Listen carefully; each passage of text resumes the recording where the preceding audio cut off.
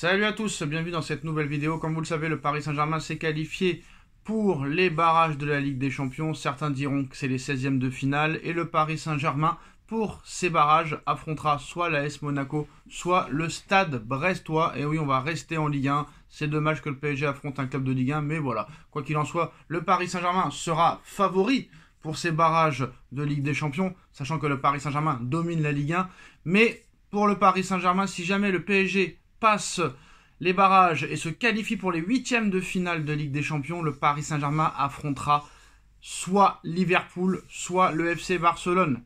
Les deux meilleures équipes du monde depuis le début de saison. Liverpool, premier de cette phase de Ligue des Champions, premier de Première Ligue, encore qualifié en Coupe d'Angleterre et en Coupe de la Ligue anglaise. Donc c'est un très gros morceau. Un Salah comme on n'en a jamais vu, un Alexander-Arnold comme on n'en a jamais vu. Le nouveau coach fait vraiment de très bonnes choses et ça va être très compliqué. Je vais pas dire impossible, mais ça risque d'être mission impossible parce que Liverpool met un rythme tellement effréné, une intensité tellement incroyable que je ne sais pas comment le Paris Saint-Germain pourrait réussir à malmener cette équipe de Liverpool. Voilà, j'ai pas peur de le dire, franchement, ça me paraît mission impossible. Après le Barça, le Barça c'est la meilleure attaque d'Europe et de très loin. Plus de 103 buts inscrits, si je me trompe pas, alors qu'on est seulement au mois de janvier. Ça paraît quand même assez incroyable. Après, défensivement, il y a quelque chose à faire. Le PSG aussi marque beaucoup de buts. Donc, honnêtement, s'il y avait un choix à faire, ce serait Barcelone. Après, je sais que, voilà, quand tu prétends vouloir gagner la Ligue des Champions, tu dois affronter les meilleures équipes à n'importe quel stade de la compétition. Mais, honnêtement, s'il y avait un choix à faire, je préfère le FC Barcelone. Parce que le Barça a des carences défensives. Liverpool, ils sont presque parfaits. Voilà. Quand ils ont leur équipe type, ils sont presque parfaits. Alors que le Barça, je pense qu'on peut aller les titiller. On peut aller les choper. L'équipe n'est pas si différente que la saison dernière quand on a gagné 4-1. On s'est renforcé offensivement avec Kvaratskhelia. Barcola revient à un niveau tout à fait acceptable. Doué est en train d'exploser. Ramos, joker de luxe. Donc je pense que on peut y arriver. On peut essayer de battre cette équipe du Barça. Et s'il y avait un choix à faire, je préfère de loin le FC Barcelone. Et comme d'habitude, Paris n'a pas de chance au tirage au sort, très clairement. Mais bon, voilà, quand tu prétends vouloir gagner avec des champions, tu dois pouvoir battre tout le monde. Maintenant, voilà, on va pas se mentir, on repart sur un projet à zéro, où c'est l'entraîneur qui a les pleins pouvoirs. Et le Paris Saint-Germain n'est pas bâti cette saison pour remporter la Ligue des Champions. Voilà. Si Paris fait déjà un quart de finale cette saison, ce sera déjà très bien. Le Real, ça reste le Real en Ligue des Champions. Liverpool et le Barça sont des grands favoris. Mais voilà, il y a des équipes comme l'Inter. L'Inter, gros outsider. L'Atalanta Bergame, gros outsider. Mais voilà, à part le Real, Barça et Liverpool, il n'y a pas grand monde qui fait peur. Le City ne fait plus peur. Donc voilà, en tout cas, le PSG nous aura fait souffrir pendant cette phase de groupe. J'ai perdu une narine, là je suis en train de perdre une oreille. Donc ils nous ont fait la misère. Franchement, ça a été compliqué. Ça a été très compliqué. Donc maintenant, on va passer aux informations.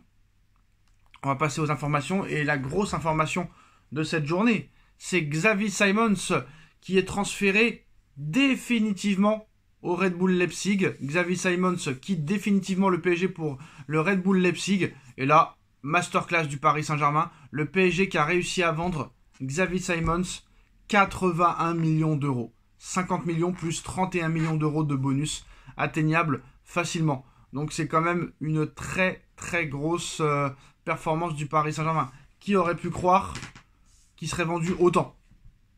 Donc là, c'est vrai que là, maintenant, le Paris Saint-Germain a montré très clairement que ce n'était plus le pigeon d'avant. Et je pense que c'est le plus gros transfert. Non, c'est toujours Neymar. C'est Neymar qui a été vendu 93 millions d'euros. Mais Xavi Simons devient la deuxième plus grosse vente du Paris Saint-Germain. Voilà, prêté au club allemand depuis l'été 2023. Le milieu offensif hollandais ne reviendra plus jamais au Paris Saint-Germain, comme cela a été annoncé. Le club de la capitale l'a définitivement transféré en échange d'un montant pouvant atteindre la barre des 81 millions d'euros. 50, c'est sûr et certain. Donc voilà, très belle performance du Paris Saint-Germain. La deuxième plus grosse vente de l'histoire du Paris Saint-Germain. Donc voilà, donc cette vente a forcément été accélérée suite au besoin du PSG de se séparer d'un de ses éléments pour permettre par exemple à Milan Skriniar de partir. Sur le plan comptable aussi, Paris réalise également un très gros coup en se séparant de Simons pour 81 millions d'euros, bonus facilement atteignable. En plus de ça, le PSG signe tout simplement la deuxième plus grosse vente de son histoire, derrière le transfert de Neymar, 93 millions d'euros. Un joli coup quand on sait que Simons n'a joué seulement que 11 matchs avec l'équipe première du PSG. Voilà, le Red Bull Leipzig n'est pas en reste, puisque le Néerlandais devient la recrue la plus chère de l'histoire du club allemand, dépassant les 40 millions investis sur Openda en 2023. Mais là franchement, c'est un gros coup du Paris Saint-Germain. C'est un gros coup. 81 millions d'euros, alors qu'il n'a rien prouvé au PSG. Et à l'arrivée, le PSG a bien fait de le prêter au PSV, de le prêter plusieurs saisons au Red Bull Leipzig, parce que là, on a vu que c'était efficace. Et là, maintenant, peut-être que Paris va se renforcer d'ici le mercato d'hiver. Là, tu prends 81 millions d'euros. Skriniar va signer à Fenerbahçe. Tu vas encore une fois économiser sur les salaires. Randal Kolo Muani, certes, tu l'as pas vendu, mais c'est la Juventus qui prend en charge son salaire. Et si par bonheur, Kolo Muani réussit avec la Juve pendant ces 5 prochains mois, et peut-être que Paris en tirera 50 ou 60 millions d'euros. Donc voilà, c'est très très bien ce qui est en train de se passer au Paris Saint-Germain. Ça risque de prendre un petit peu de temps. Mais bon, quand tu vois que le PSG a failli recruter Thiago Motta, heureusement que Thiago Motta n'est pas venu. En tout cas, Milan Skriniar va rejoindre Fenerbahçe. Voilà. Arrivée libre de tout contrat. Voilà. Le Slovaque de 29 ans ne s'est jamais imposé dans la capitale. Voilà, Skriniar est surtout distingué par sa lenteur pour moi.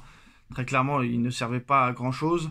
Donc le défenseur slovaque de 29 ans rejoint le Fenerbahçe jusqu'à la fin de saison en prêt. Malheureusement, le PSG souhaite beaucoup de réussite à Milan Skriniar pour la suite de sa saison. Mais bon, voilà, si lui aussi il arrive à faire de bonnes choses à Fenerbahçe, c'est un mec qui est arrivé gratuit, donc tu pourrais peut-être en récupérer quelques sous. Donc voilà. Après, d'ici la fin du mercato, peut-être qu'il y a un renfort en défense qui pourrait arriver, parce que Skriniar, quand même, il faut le remplacer. Et un atout au milieu de terrain est possible encore une fois. Tout peut se passer. Comme vous le savez, le mercato d'hiver, oui, finit le 31. Le 3 février, excusez-moi, le 3 février. Donc on a encore le 30, le 31, le 1, le 2, le 3. Et vous savez très bien que lors des derniers jours du mercato, que ce soit hivernal ou estival, il se passe beaucoup de choses, surtout au Paris Saint-Germain. Mais moi je pense que le PSG doit absolument se renforcer défensivement, parce qu'on a vu qu'à part Pacho, il n'y a pas grand-chose.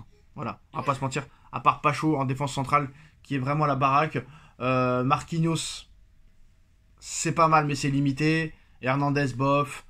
Voilà, Hakimi, bien sûr, Hakimi. Hakimi est pas chaud, bien sûr. Comment oublier Hakimi? Mais Hakimi, il apporte tellement offensivement que j'ai l'impression que c'est pas un défenseur. Voilà les gars, tchuss.